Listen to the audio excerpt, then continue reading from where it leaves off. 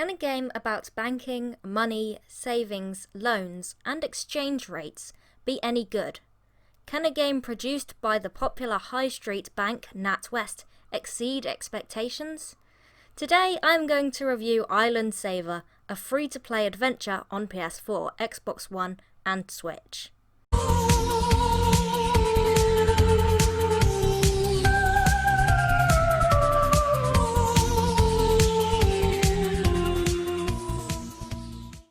This game is fantastic in so many ways, and I have hardly put it down since I started playing it. I'm not sure where to start on this game, because the concept is so wacky, original and bizarre, but the execution is brilliant, well polished and a joy to play. Island Saver is an education exploring experience. You play as an adventurer who discovers beautiful islands that need your help.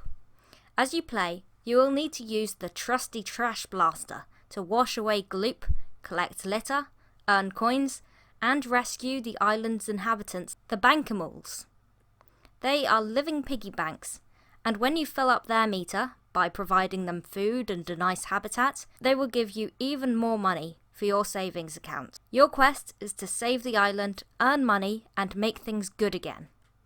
The first thing to say about it is that you don't see many of these kinds of titles in this generation of gaming. We were saturated with these kinds of bright family games during the PS2 era. It has since slowly diminished in the last 10 to 15 years, with the occasional decent kids game that mirrors or reflects this genre. The only company that has maintained this streak is Nintendo, but with properties like Sonic and Mario, it's not too hard of a task. However, unlike the games gone by, this game is based on teaching kids and young people about banking, loans, credit, exchange rates, and all that lovely garbage adults deal with on a daily basis. However, stripping down to the fundamentals showcases beautifully the joy of having a savings card, sensibly spending, and loaning money to get the things that you need in life. There is no escaping the banking education of this game, but it also tackles other life lessons too, such as conservation and the impact that litter has on the environment. There are not too many bad guys or enemies to face in this game.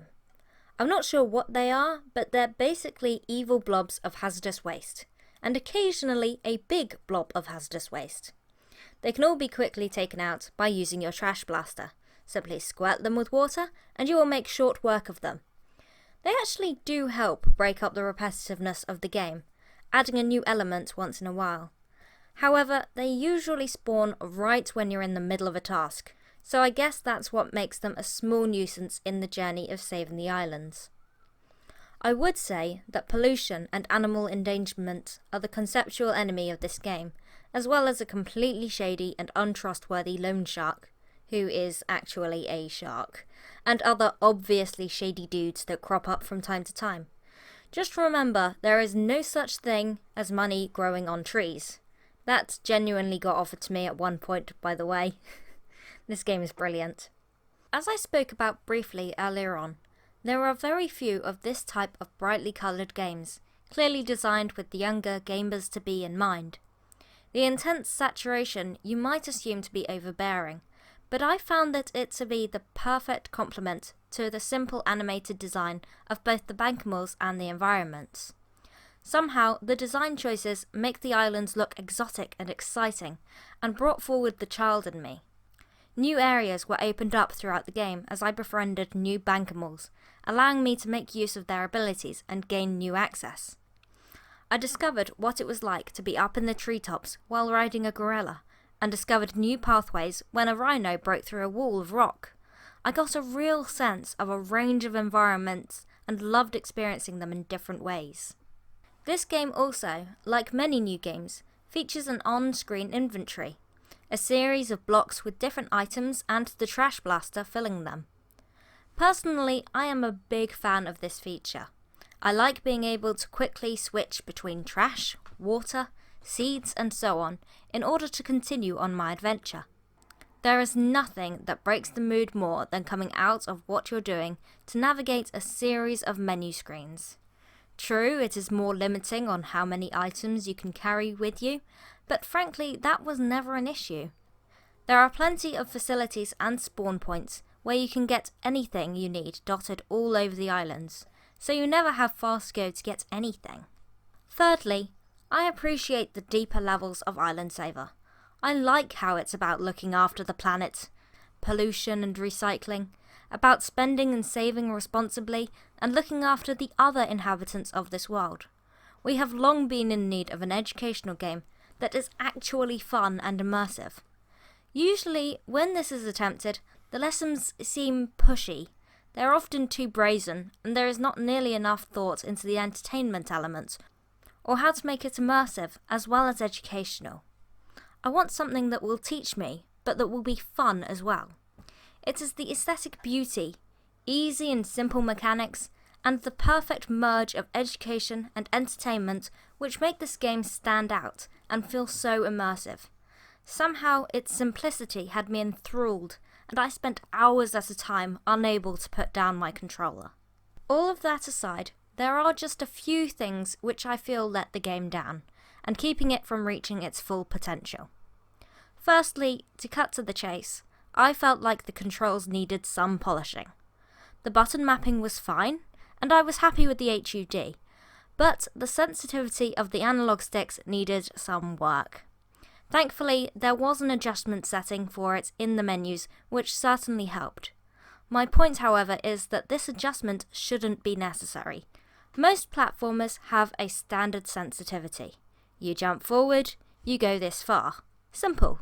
And as a gamer, you get used to that same result across the board, with pretty much all games. Island Saver threw that equation out of the window, and I often found myself completely missing a ledge and having to start again, repeatedly. This little issue was made worse when it came to riding the Bankmals in first person, which brings me to my second point. Don't get me wrong, I enjoyed the immersion of being first person. That certainly was not a bad thing in my book.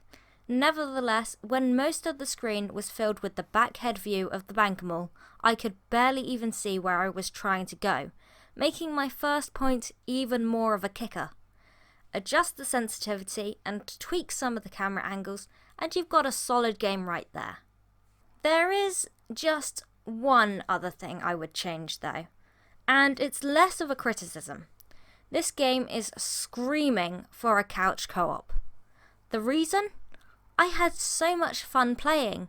The exploring, collecting rubbish, trading, converting currency, growing trees, shooting those little oozy blob monsters, and it all filled my little child heart with joy.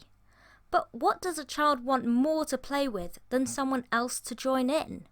Being able to grab your partner, child, sibling, or mate and getting them in on the action, that would be the cherry on the cake. Ultimately, I think you have gathered that I enjoyed this game immensely, despite some technical difficulties.